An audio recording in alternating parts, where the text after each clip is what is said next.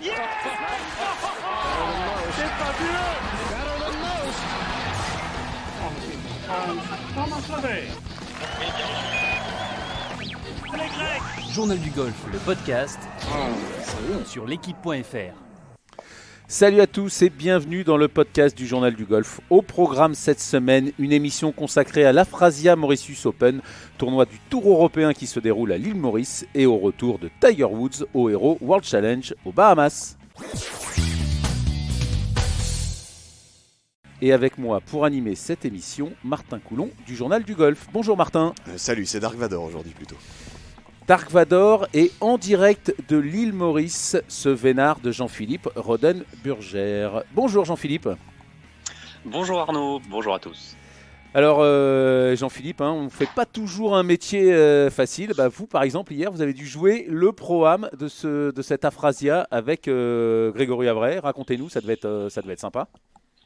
Et écoutez, c'était très sympa, c'était vraiment pour s'imprégner du parcours évidemment et voir un peu à quelle sauce vont être mangés les joueurs. Un parcours qui comme ça a l'air un petit coin de paradis, on va dire, les fairways sont très larges et c'est assez facile de scorer, mais en fait pas du tout. C'est un parcours qui est très joli, mais ça peut être très vite l'enfer au paradis. C'est vrai qu'on voit toutes les photos sur les réseaux sociaux. On connaît l'île Maurice, on connaît évidemment Anaïta. Ça a l'air d'être le paradis. Racontez-nous ce début de Tour européen. Bon, même s'il y a eu Hong Kong la semaine dernière, racontez-nous est-ce que ça fait ambiance tournoi? Est-ce que ça fait Tour européen? À quoi ça ressemble un tournoi à l'île Maurice, Jean-Philippe? Alors c'est vrai que ça peut être un peu bizarre parce qu'on est en fin de saison calendaire, on va dire, et début de saison sur le Tour européen, et on pourrait croire que justement les joueurs sont en vacances, en roue libre, certains sont venus avec leur compagne, tout ça, mais pas du tout, parce que pour certains joueurs, je pense notamment à Antoine Rosner ou même à Romain Langasque. Antoine Rosner qui lui est joueur du Challenge Tour, Romain Langasque qui vient d'avoir sa carte via l'épreuve des cartes européennes, ou même Clément Sordet qui sont là, ça peut être un tournoi décisif. Parce que imaginez si un de ces joueurs-là gagne ce tournoi, par exemple un Antoine Rosner, lui il pourra avoir une catégorie pleine sur le Challenge Tour, sur le Tour européen, et un Romain Langasque et un Clément Sordet voir carrément sa saison changer sur le Tour européen et rentrer dans beaucoup plus de tournois. C'est un tournoi évidemment au soleil, c'est la saison qui veut ça, et c'est les golfeurs et les tournois suivent le soleil, bien évidemment. Et c'est un air de vacances, mais pour certains joueurs, ce n'est pas du tout les vacances, et il faut faire une bonne performance, même si la dotation n'est pas très élevée, pour voir une saison complètement changée. Donc un tournoi qui peut être clé, qui peut être décisif. Jean-Philippe, on a vu des images donc, du paradis, mais on a vu aussi des images de pluie. Quel temps fait-il et qu'est-ce qu'on annonce? C'est chaud, c'est pluvieux, Comment ça se passe? Comment ça s'annonce? Alors c'est vrai que on est arrivé hier, l'ambiance était assez chargée, assez humide, donc évidemment il fait très chaud et surtout il fait très très humide. Hier le taux d'humidité devait être quasiment à 90%. On a eu c'est vrai j'ai joué le Pro-Am, on a eu des passages de gros grains où c'est des seaux d'eau pendant une demi-heure, une grosse averse, donc évidemment le parcours devient très humide. C'est assez lourd aujourd'hui. Là, on est mercredi, il fait plutôt beau et le temps devrait normalement tenir comme ça pour le reste de la semaine, mais sait-on jamais. Là, ce matin, il y a encore eu un petit épisode de pluie pendant une dizaine de minutes et voilà, c'est aussi il faut tenir en compte cette météo. En plus du vent, cette pluie peut complètement changer l'aspect du tournoi. Ça va pas être simple pour les joueurs, même si on est au soleil et que c'est l'île Maurice, quoi. On va y revenir sur ce parcours dans quelques instants, mais vous avez joué avec Grégory Avray. Alors il a perdu sa carte, lui, contrairement à Romain Langasque qui l'a regagné, il a perdu sa carte. Martin Coulon, vous y étiez. Dans quel état d'esprit est Grégory qui est invité sur ce tournoi à Maurice? Grégory, c'est pour lui une chance en plus de pouvoir arracher une carte, on va dire, parce que c'est comme je le disais, s'il gagne cette semaine, en étant invité, il peut espérer mieux dans cette saison, dans son avenir golfique et obtenir un nouveau droit de jeu. Après, voilà, il était pas du tout fataliste. Il prenait ce tournoi comme une chance. Il va jouer peut-être aussi la semaine prochaine en Afrique du Sud. Donc, voilà, il prend pour l'instant les invitations là où il peut les prendre et voilà, essayer de jouer le maximum de tournois comme ça sur invitation. Mais c'est sa saison, c'est un peu flou. Il sait pas encore ce qu'il va faire, Grégory Avray. Martin. Ouais, pardon Ben. Pardon JP, excuse-moi. Greg, c'est pas le seul à jouer entre guillemets gros. Il y a un autre Grégory qui a été invité, je crois, dans le tournoi, Grégory Bourdi, qui est dans l'exacte même situation que Greg Avray, mais qui est pas trop dans le même état d'esprit. On le sentait beaucoup plus sombre en tout cas aux cartes, et on le sentait un peu plus en dedans, un peu plus perdu. Est-ce que tu l'as croisé? Est-ce que tu as pu discuter avec lui et savoir dans quel état d'esprit lui aussi se trouve aujourd'hui? Alors, je l'ai croisé, je l'ai vu de loin, on va dire. Je n'ai pas pu discuter avec lui. Je sais, tout le monde le sait, qu'il s'est séparé de son caddie, on va dire, de toujours, avec qui il avait passé 10 ans, plus après 3 ans, Olivier Elissondo. Là, cette semaine, il est avec sa compagne Annabelle, qui va porter son sac. Écoutez, Grégory Bourdi, j'ai pas pu discuter avec lui, mais il n'avait pas l'air... au fond du saut, il avait l'air plutôt souriant. Voilà, il bossait au practice, exercice de chipping. Voilà, on répète les gammes et je pense que voilà, comme tous les joueurs du champ, faire le mieux possible et essayer de grappiller des points d'expérience et essayer même de gagner. Sait-on jamais, avec ce sport, tout peut arriver. Hein. Jean-Philippe, il y a 12 Français dans ce tournoi. Il y en avait un 13e qui était annoncé, qui était inscrit. Il était revenu la semaine dernière. C'est le grand espoir blanc ou le grand espoir français, l'homme qu'on ne voit pas souvent ou pas assez souvent à notre goût. Bref, Victor Dubuisson ne jouera pas finalement. Est-ce que là aussi vous avez des nouvelles? Est-ce qu'on en a causé Est-ce qu'on en a causé à Anaïta? Alors, on en a parlé un petit peu. Alors, j'ai une info que m'a partagé notre confrère Lionel Vella du Figaro. Donc, Victor Dubuisson devait initialement venir à l'île Maurice. Finalement, il a décliné cette venue parce qu'il se juge apparemment pas encore prêt pour.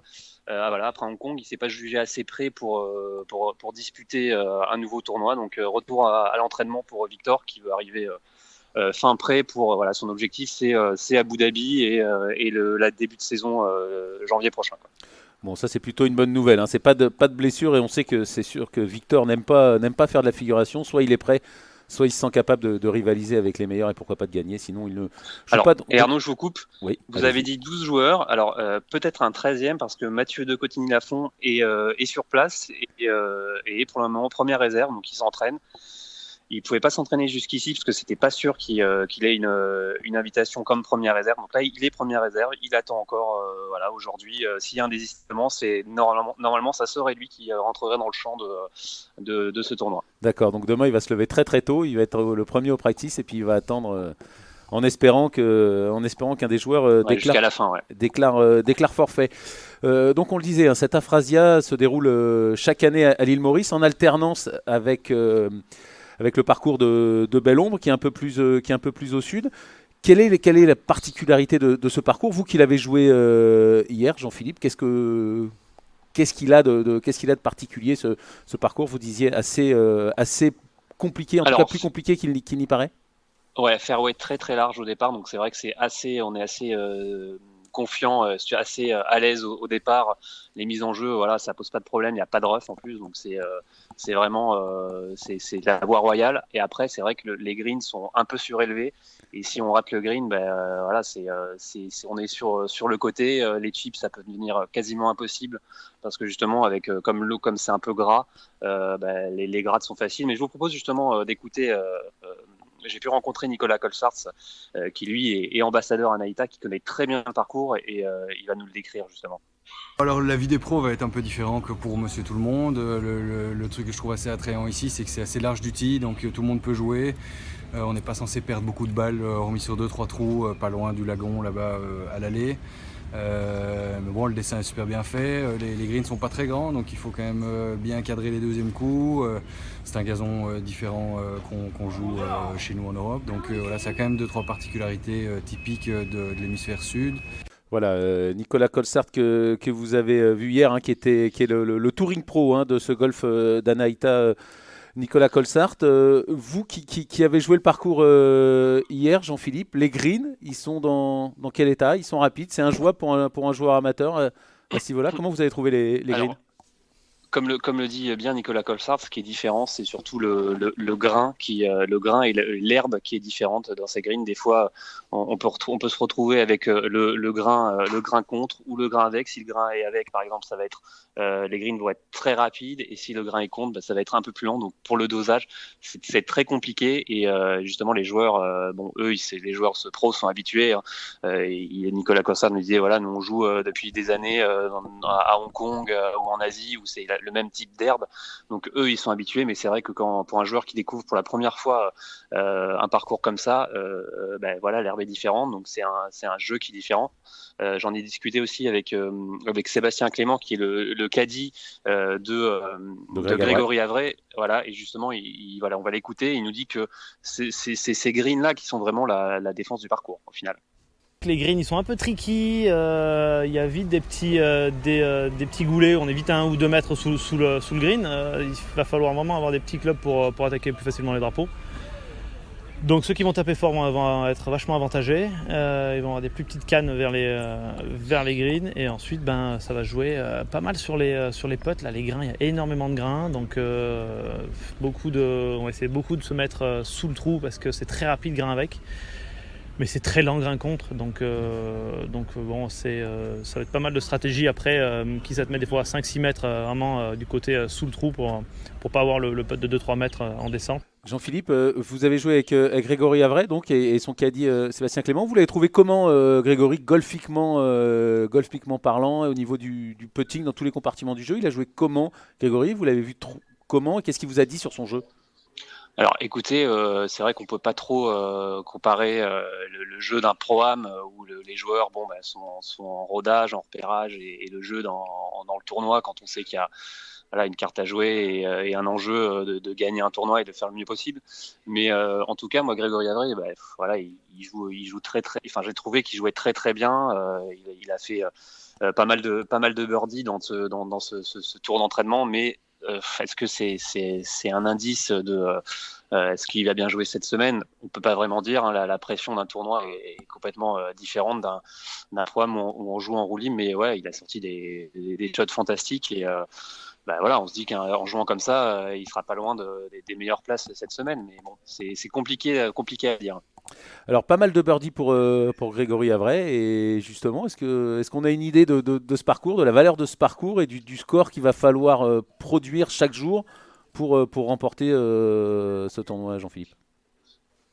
Alors c'est vrai que quand on le voit comme ça, on se dit, les premières quand on le voit comme ça pour la première fois, on se dit ça va être une vraie boucherie, ça va gagner. Ça peut paraître un parcours comme on voit aux États-Unis où voilà, c'est la voie royale, ça se gagne en moins 20, moins 18. Et en fait, pas du tout, parce que quand on regarde il y a 2 ans, quand ça a reçu le tournoi, c'était Wang qui avait gagné. Il avait gagné en seulement à moins 6. Son poursuivant, c'était Sidiko Rahman qui était à un coup. Et c'est les deux seuls joueurs qui avaient joué sous le par pendant 4 tours. Donc c'est un parcours qui défend vraiment très bien, où en fait tout peut arriver. Et justement, Sébastien Clément va nous donner un petit indice Tu vas avoir à mon avis des moins 6, moins 7 comme des plus 6, plus 7 quoi. Si le mec est pas dans la balle, il va rater les greens du mauvais côté, le chip compliqué, et puis hop, ça va faire des accumulations de bogeys. Pas de grosses catastrophes, quoi. Parce que tu peux pas faire un 8 sur un trou, quoi. Enfin, sauf si tu as fait 4 chips. Mais ça va être une accumulation de bogeys, parce que le mec ne sera pas dans la balle, il ratera les greens du bon mauvais côté, et puis les putts, c'est pareil, faut avoir le speed, quoi. Si t'as pas le speed, on a vu là sur un putt de 3 mètres, tu peux très bien putter à l'intérieur comme un trou à l'extérieur. Donc c'est vraiment la vitesse, avoir cette vitesse avec ces grains qui sont un peu délicats à lire, quoi. Oui, effectivement, ces greens ont l'air très très compliqués, Jean-Philippe. Alors, et pour préciser, Arnaud, et ce que Sébastien Clément aussi m'a confié, c'est qu'il faut vraiment faire attention à tout ce qui est autour du green, aux cuvettes qui peuvent être très grasses. Et s'il y a des grains de pluie, ça peut être encore plus humide, et ça sera pas rare de voir à la télévision des joueurs faire des chips, gratter leurs chips et la balle revenir dans leurs pieds, quoi. Donc parcours qui se défend très très bien. Eh bien, merci Jean-Philippe de nous avoir expliqué tout ça. On vous laisse retourner en salle de presse parce que je crois que vous avez notamment une interview d'Erniels à préparer pour le site de l'équipe. Exactement, .fr notamment. Big Easy. Eh Big ben- Easy qui va nous accorder une interview, 30 minutes normalement, donc ça va être sympa. Bon, eh ben écoutez, on va lire tout ça évidemment sur le site de l'équipe.fr et puis l'année prochaine dans le journal du golf. Merci Jean-Philippe d'avoir été avec nous et puis bonne semaine sur cette Afrasia Mauritius Open sur le golf d'Anaïta à l'île Maurice. Salut Jean-Philippe. Merci à vous. Salut. Bonjour, vous êtes directeur pro au golf du Vaudreuil et l'un des meilleurs connaisseurs du golf en France. Avant d'évoquer le retour de Tiger Woods, vendredi dernier, on l'a vu jouer au golf. C'était face à Phil Mickelson pour le fameux The Match.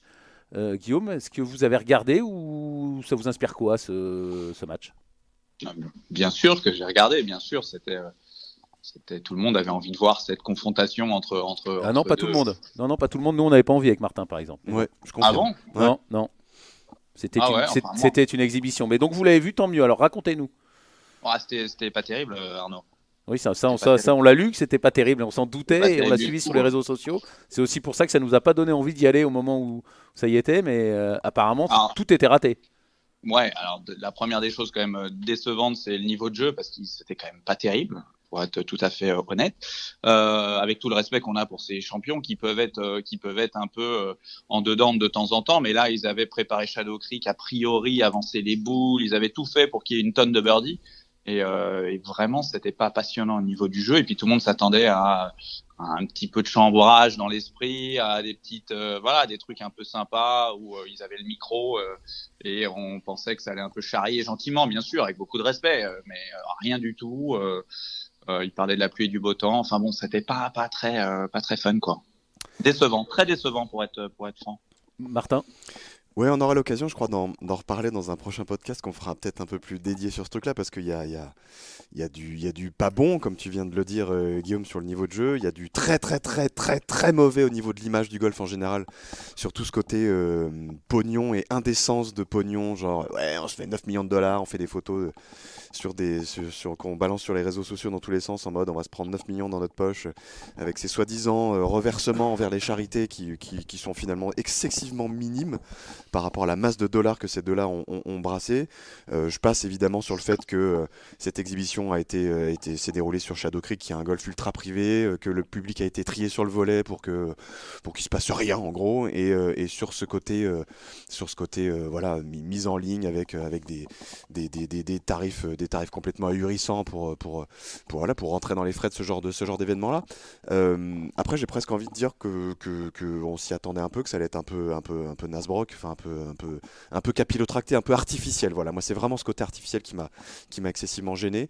Et pourtant, j'adorais quand j'étais gamin tous les skin games là, les rencontres entre quatre grands joueurs ou joueuses d'ailleurs, parce que je me souviens que Sorenstam avait joué un de ces skin games et c'était génial parce qu'il se passait des trucs, parce que c'était fun et parce que c'était du pur divertissement. Ça aurait pu être un pur divertissement. Ça a été une grosse mascarade jusqu'au bout, jusque dans le jeu.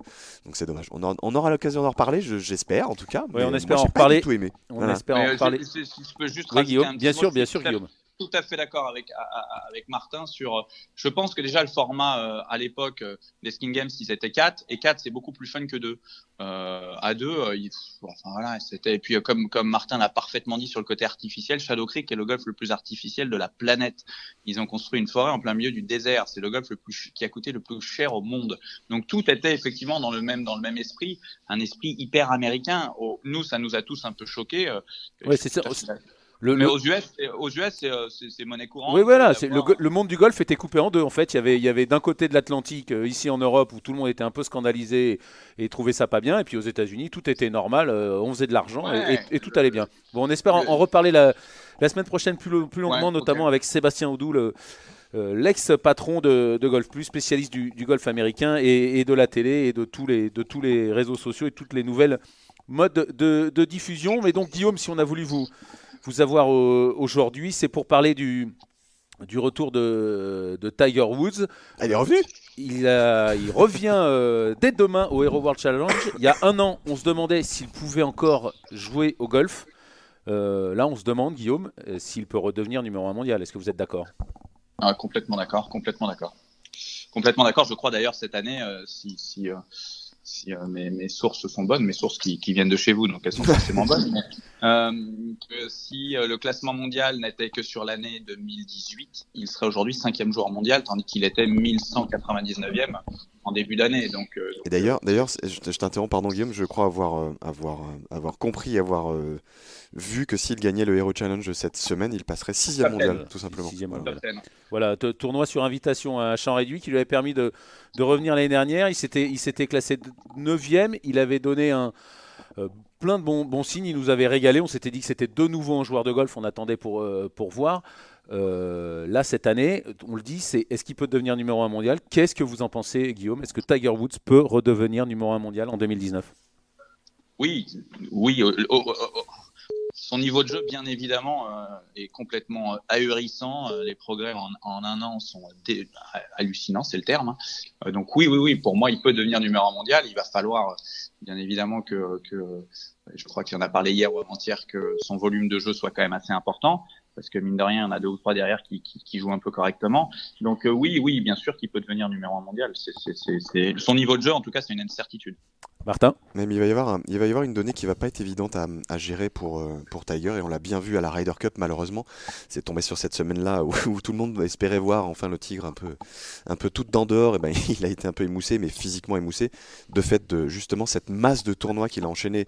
Et lui-même a dit hier en conférence de presse en amont du Hero World Challenge qu'il allait avoir des vrais ajustements de calendrier par rapport à ça. Donc c'est un peu le côté un peu ambivalent. Il a besoin de jouer, mais il faut pas trop qu'il joue pour pas être cramé physiquement dans les grands moments. On sait que la saison l'année prochaine va être très très dense entre mars et juin, juillet, août, on va dire, avec pas mal de majeurs et pas mal de gros tournois qui sont passés en début d'année.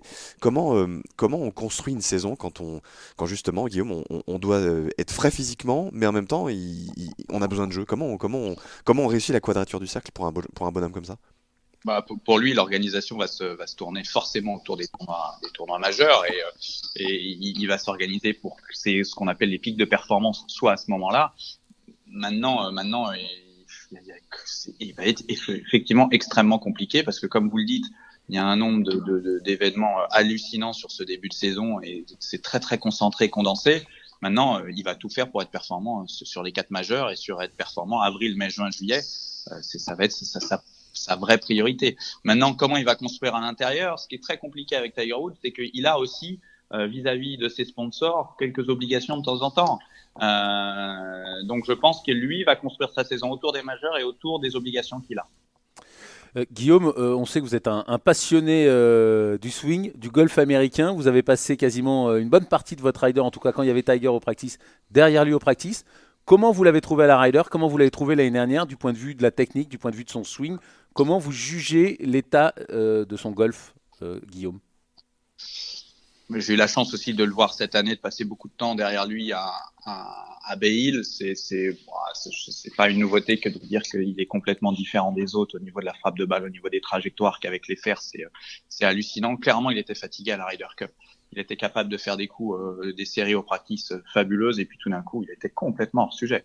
Donc oui, à la Ryder, c'était un petit peu différent, mais au niveau de son golf, d'une manière générale, je suis loin d'être le seul à le dire, il n'a peut-être jamais swingé aussi bien. Pat Perez, qui était commentateur, qui connaît très très bien et qui était commentateur pour The Match, lui aussi était dans cette direction en disant que probablement Tiger n'avait jamais aussi bien swingé de sa vie. Donc oui, il y a beaucoup de choses qui ont évolué. Quant à la rotation de son corps, il a moins de dissociation entre le haut et le bas. Il a un bus qui est beaucoup plus rotatif pendant la zone de frappe, ce qui lui permet d'avoir un club qui va beaucoup plus de l'extérieur vers l'intérieur pour contrôler la phase de club. J'espère que je dis pas trop de choses rapidement et que je vais pas perdre trop de... Non, on est là pour ça, Guillaume.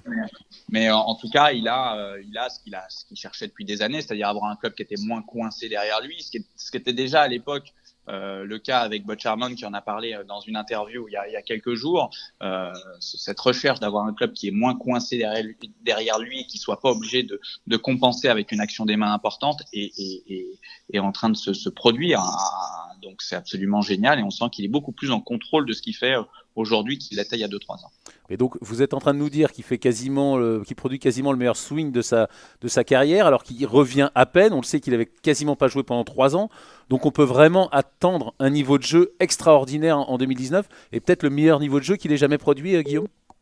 Peut-être parce qu'il y a des facteurs des secteurs et des facteurs qui étaient un peu dans le rouge, qui sont plus qu'au vert. Aujourd'hui, vous le savez aussi bien que moi, la vitesse de club est probablement la seule stat que tous les meilleurs joueurs du monde ont. On sait que les 10 meilleurs joueurs du monde sont en général dans les 15 ou 20 plus longs frappeurs de la planète. On sait que c'est une vraie récurrence, enfin une vraie comparaison qu'on peut faire entre les plus longs et ceux qui gagnent le plus d'argent. Et aujourd'hui, Tiger très souvent a été mesuré comme celui qui avait la vitesse de club la plus rapide. Cette année à PGA National pour le Honda Classic, c'est lui qui avait la vitesse de swing la plus rapide.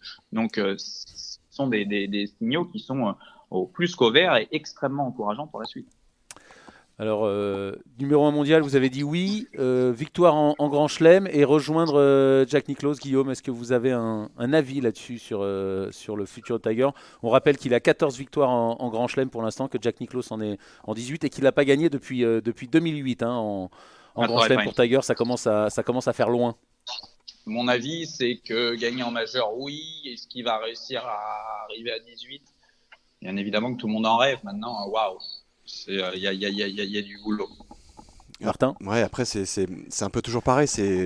Et encore une fois, je me place en tant qu'adorateur de ce bonhomme-là. C'est lui qui m'a donné envie de jouer au golf, c'est lui qui me donne envie de faire ce métier encore aujourd'hui, et c'est lui qui nous occupe encore aujourd'hui énormément, évidemment. Donc beaucoup de respect dans ce que je vais dire. Attention quand même de ne pas oublier qu'il y a du monde, il y a énormément de densité dans la concurrence, et en particulier en majeur, en particulier là où évidemment tout le monde attend Woods et où tout le monde a envie, et certainement moi le premier, d'autant plus qu'il est physiquement guéri, ou du moins débarrassé de ses gros soucis qui l'handicapaient énormément. Évidemment qu'on a envie de le voir gagner un 15e majeur, mais on a vu déjà à quel point la 80e victoire sur le PGA Tour a été compliquée. Évidemment, c'est dur pour lui, et on a vu l'émotion qu'il a habité quand il a rentré ce dernier putt, espèce de soufflement, genre ça y est, j'y suis arrivé les gars quoi. Alors voilà, de gagner un 80e tournoi sur le PGA Tour, ça c'est fait, c'est une super et excellente bonne nouvelle. De là aller gagner très vite un 15e majeur, j'ai envie d'y croire, évidemment tout le monde a envie d'y croire, mais n'oublions pas qu'il y a tellement de monde, tellement de jeunes en plus, tellement de très jeunes. Tu parlais de vitesse de swing ahurissante, il y a des gamins comme Cameron Champ qui arrivent et qui commencent à débarquer au plus haut niveau sur le PGA Tour et qui sont encore au-delà des vitesses de swing, encore au-delà des frappes de balle du Tiger Woods en forme. Donc voilà, il y a du monde derrière, attention de ne pas les oublier quand même trop vite. Hank Caney, qui a été son coach de longues années, disait qu'il y a un an, il pensait qu'il allait à nouveau gagner et même gagner en majeur, et maintenant qu'il a vu le retour de Tiger Woods, il pense qu'il va faire beaucoup mieux. Donc une affaire à suivre pour terminer sur Tiger et son retour au Hero World Challenge. Vous savez que j'adore faire des pronostics.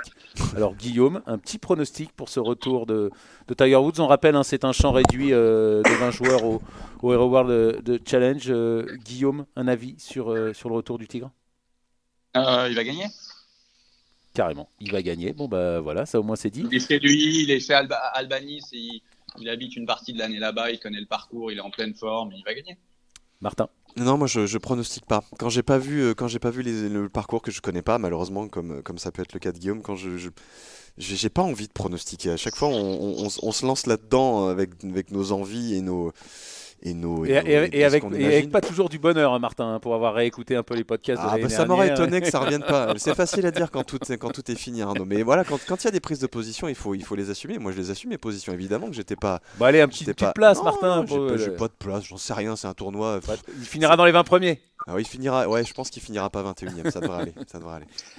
Allez, merci Guillaume. Moi aussi, je vais pronostiquer une petite victoire. C'est original, ça, dis donc. Je m'y attendais pas du tout. Puisque vous me demandez mon avis, Martin. Je ne vous le demandais pas. Avant de vous quitter, je voulais quand même revenir sur ce qui s'est passé la semaine dernière au Vaudreuil. On sait que vous avez longtemps organisé, vous avez participé à l'organisation de la conférence de Biomeca Swing à l'ENSAM avec Olivier Rouillon. Vous avez notamment fait venir Cameron McCormick, dont vous êtes venu l'adjoint voilà, avec lequel vous êtes associé au golf du Vaudreuil. La semaine dernière, vous avez fait encore mieux puisque vous avez fait venir 2 des meilleurs spécialistes mondiaux du putting, David Orr et Paul Hurion, sur ce golf PGA France du Vaudreuil avec une centaine d'enseignants français. Racontez-nous comment c'était sur 2 jours, Guillaume, et quel bilan vous tirez de cette conférence sur le putting. Je pense que mon bilan à moi est super positif. J'ai hâte d'entendre le bilan surtout des gens et de l'ensemble des enseignants qui sont venus. Le bilan a l'air formidable. J'ai eu la chance de recevoir des dizaines et des dizaines de textos de gens ravis. Donc c'est un bilan super positif pour plein de raisons. C'est qu'on a réussi à mettre peut-être le putting un peu plus sur l'avant de la scène et sur l'importance que le putting a, d'avoir réussi aussi à motiver encore plus qu'ils ne sont les pros français à développer leurs compétences et leur enseignement dans le putting. Donc ouais, ça a été un succès génial pour moi, pour les gens. Que ça soit David Orr ou Paul Hurion, ont été extrêmement surpris de la qualité des installations au Vaudreuil, de la qualité de l'organisation d'une manière générale. La PGA pour qui cet événement était quelque chose de très important, car ils prennent de plus en plus conscience de l'importance de former leurs pros. Donc ça a été un vrai succès pour la PGA, un vrai succès pour le Vaudreuil, et j'espère un vrai moment de partage et agréable pour tous les enseignants qui étaient là. Mais en tout cas, c'est un vrai succès. David Orr et Paul Hurion, pour nos auditeurs qui ne les connaissent pas forcément, présentez-les nous rapidement. C'est 2 des plus grands spécialistes mondiaux du putting, Guillaume. Ouais, aujourd'hui sur la place, je dirais, mondiale du putting, il y a 3 enseignants qui ressortent. David Orr, qui lui est spécialiste et fait de la recherche sur le mouvement du putting depuis maintenant une grosse dizaine d'années avec des systèmes 3D. C'est probablement sur la Terre la personne qui connaît le mieux comment le corps doit bouger pour bien putter. Et ceci pas pour une personne, mais pas avec des milliers de facteurs déterminants pour bien faire le mouvement. Et Paul Hurion est lui spécialisé depuis des années dans la recherche de la roule de balle, comment la balle doit rouler, quelle est la roule la plus efficace en fonction des types d'herbes, en fonction du grain, en fonction de plein de choses. Donc c'est un ce sont tous les 2 des puits de connaissances. La 3e personne est Phil Kenyon, qui devait être avec nous, mais qui va venir très bientôt au golf du Vaudreuil aussi, qui lui est surtout spécialisé dans plutôt le coaching et l'entraînement des joueurs. Donc si on en revient à nos 2 intervenants, ils étaient extrêmement complémentaires, avec un qui est sur le mouvement du putter et du corps, et l'autre beaucoup plus sur le mouvement de la roule de la balle. Donc c'est pour info, par exemple, David Orr est dans la garde très très rapprochée de Justin Rose, de Paul Casey, de Suzanne Peterson, pour ne citer que, et Paul Hurion s'occupe, il fait beaucoup de recherches pour Danny Willett, qui a quand même gagné le Masters et qui avait gagné la veille à Dubaï la semaine dernière, et pour Bryson DeChambeau, qui joue plutôt correctement en ce moment. Donc c'est des gens qui ont eu des compétences, une expérience qui est énorme, qui partagent énormément, qui en plus d'être extrêmement compétents sont des gens hyper abordables et hyper sympathiques. Donc tout ça a créé un moment de partage entre nous tous, joueurs français et ces coachs-là, complètement hallucinant et génial. Et on a hâte d'être à l'année prochaine pour faire encore autre chose. On va faire de ce séminaire PGA France quelque chose de récurrent tous les ans sur des sujets à chaque fois très précis. Et en tout cas, c'était un bon moment et on va le renouveler. Pour terminer, Guillaume, on sait que le putting est fondamental en golf. On sait que c'est pas la spécialité des joueurs français. Est-ce que vous pensez que ce séminaire a fait prendre conscience ou va changer un peu la mentalité, la façon d'aborder ce coup fondamental du golf, cette partie fondamentale du golf, Guillaume? Alors, est-ce que grâce à ce séminaire, les meilleurs joueurs français vont mieux putter? J'aimerais beaucoup, mais je m'aventurerai pas sur une réponse à ce niveau-là. Par contre, ce dont j'espère, mais ce dont je suis quand même persuadé, c'est que tous les enseignants qui étaient là vont avoir encore plus envie de faire travailler le putting à leurs élèves dès le mercredi matin, c'est-à-dire dès le lendemain. Je suis persuadé, en tout cas, que tous ces enseignants vont avoir envie d'être beaucoup plus performants et de passer plus de temps avec leurs élèves sur le putting green. Ça, j'en ai l'intime conviction, ça, c'est sûr. C'était tout à fait l'objectif de ce séminaire. Merci Guillaume Biojo. Je rappelle que vous êtes le directeur pro au golf PGA France du Vaudreuil. Merci d'avoir été avec nous. C'est toujours aussi intéressant de vous avoir. Et à très bientôt sur l'équipe.fr et dans les colonnes du Journal du Golf. Merci à vous. Salut Guillaume, salut Martin, c'est la fin de cette émission. Merci de l'avoir suivi, merci à Hugo Ponce à la réalisation. On se retrouve la semaine prochaine. D'ici là, bon golf à tous. Bye bye. Journal du golf, le podcast sur l'équipe.fr.